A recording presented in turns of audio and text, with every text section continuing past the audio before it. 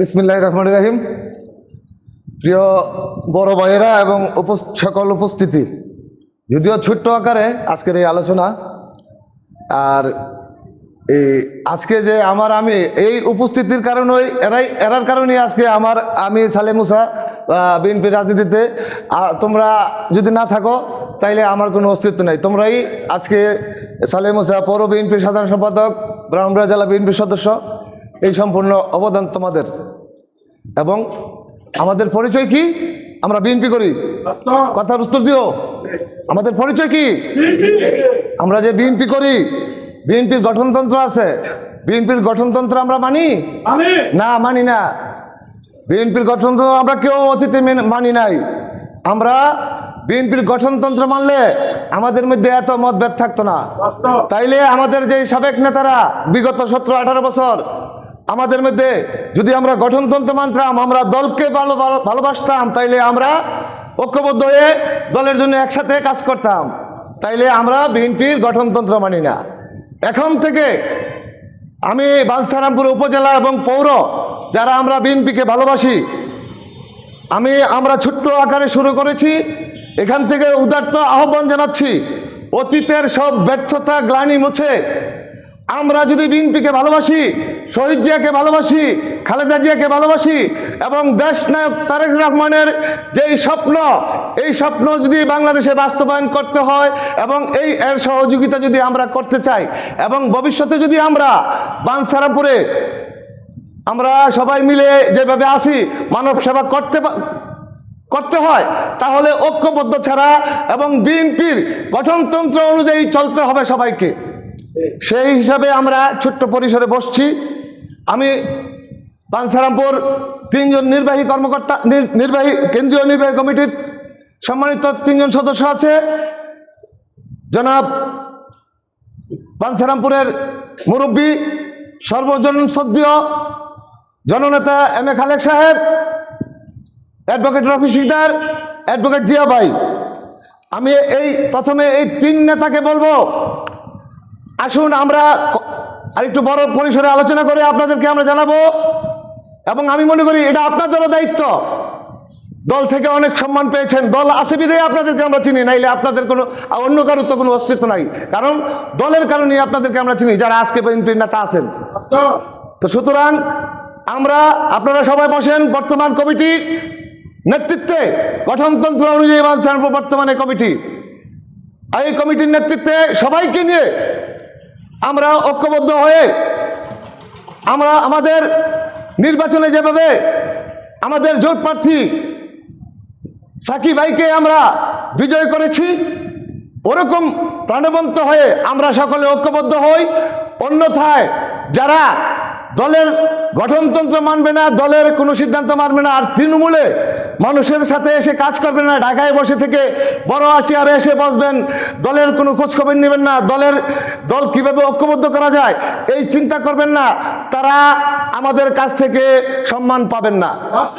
দলকে ঐক্যবদ্ধ করতে গিয়ে যে ভূমিকা রাখবেন, তার ভূমিকা অনুযায়ী আমরা মাথায় তুলে রাখবো, না হলে হাত থেকে ছেড়ে দিব। আর সবাইকে বলছি, বর্তমানে তারেক রহমান যেভাবে দেশ চালাইতে চাইতেছে, প্রত্যেকটি নেতাকর্মী তারেক রহমান হইতে হবে। না হলে বিএনপি যদি কোনো পিছল দেয়, আমরা কিন্তু কারো কোনো অস্তিত্ব থাকবে না। তো সুতরাং লোভ লালসা, রাজনীতি কি? ইনকাম করার জায়গা। রাজনীতি কি? সেবা করা, মানুষের সেবা করা, সমাজে উন্নয়নমূলক কাজ করা।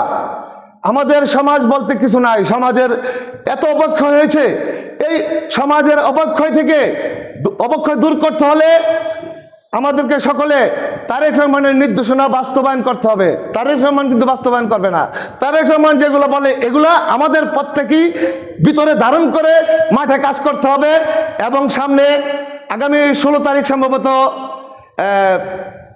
রাষ্ট্রীয়ভাবে মাদক বিরোধী একটি সমাবেশ হতে পারে। মন্ত্রী মহোদয়ের সাথে কথা হয়েছে, পলাশ ভাইয়ের সাথে কথা হয়েছে।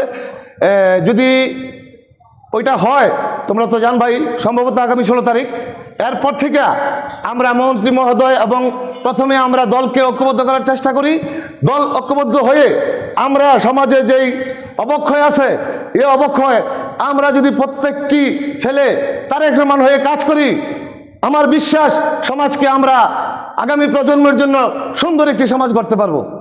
তো সুতরাং লোভ লালসা বাদ দিয়ে মানুষের সেবা এবং দরিদ্র মানুষের, কোনো অসহায় দরিদ্র একেবারে এরকম আছে যে হয় সবাই সম্মিলিতভাবে, যদি কোনো অসহায় মানুষ কোনো অসুখ পরে, গরিব মানুষ 2 লাখ 3 লাখ টাকা লাগে, আমরা নাই, আমরা সবাই ইচ্ছা করলে 2 লাখ টাকা বাজার থেকে 10 মিনিট উড়াইতে পারবো।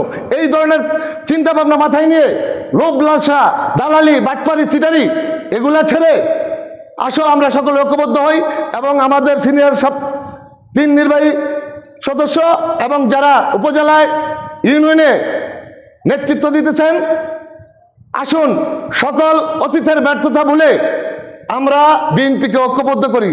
আমরা ঐক্যবদ্ধ এখনো হয় নাই। যদি আমরা বিএনপিকে ভালোবাসি তাহলে বিএনপির গঠনতন্ত্র অনুযায়ী বাঞ্ছারামপুর উপজেলা যে কমিটি আছে, পৌর কমিটি আছে, আসুন সকলে এই কমিটির নেতৃত্বে আমরা একসাথে কাজ করি। ভালো হোক মন্দ হোক, যখন যে কমিটি দল ঘোষণা করবে দলের সিদ্ধান্ত অনুযায়ী চলতে হবে। দলের বাইরে যাওয়ার কোনো সুযোগ নাই। দলের বাইরে গেলে তার কোনো বিএনপিতে কোনো জায়গা হবে না এবং তার কোনো অস্তিত্ব থাকবে না। তো সুতরাং আসুন আমরা সকলে কিভাবে এই জিনিসটা বাস্তবায়ন করতে পারি সে আলোকে কাজ করি। আমরা সামনে আরো বড় পরিসরে বসবো। আমরা তাদের সাথে, সিনিয়রদের সাথে, পলাশ ভাইয়ের সাথে, মোসা কাকার সাথে কথা হয়। আমরা সবার সমন্বয়ে আমরা বসে এটা যদি আমরা বাস্তবায়ন করতে পারি তাহলে মন্ত্রী মহোদয় তৃপ্তি পাবে। মন্ত্রী মহোদয় কিন্তু এখন বুঝতেছে না, হজবরল, উনি তো একসাথে হইলে না কাজ করতে পারবে। যদি আমরা এক হই তাহলে ওনার জন্য সুবিধা হবে, উনিও আমাদেরকে সুন্দরভাবে সাপোর্ট করবে এবং যা যা করণীয় আমাদের বাঞ্ছারামপুর উন্নয়নের কাজ, এখন যদি কাজ আছে আই না আমরা পলাশ বেড়ে দেয়, খালেক সাহেবের লোকের না দেয়, তাইলে কবো যে হে গ্রুপ মন্ত্রী মহোদয়ের ভুল বুঝবো। যদি আমরা ঐক্য হতে পারি মন্ত্রী মহোদয় সবচেয়ে বেশি খুশি হবে। সবাইকে আবারও ধন্যবাদ জানিয়ে উপজেলা বিএনপি সভাপতি, সেক্রেটারি এবং মাননীয় মন্ত্রী মহোদয়ের পক্ষ থেকে সবাইকে অভিনন্দন, শুভেচ্ছা জানিয়ে আমাদের লক্ষ্যকে আমরা এগিয়ে নিয়ে যাব। আমাদের এর কোনো বিকল্প নাই। সবাই ভালো থাকবেন। আসসালামু আলাইকুম।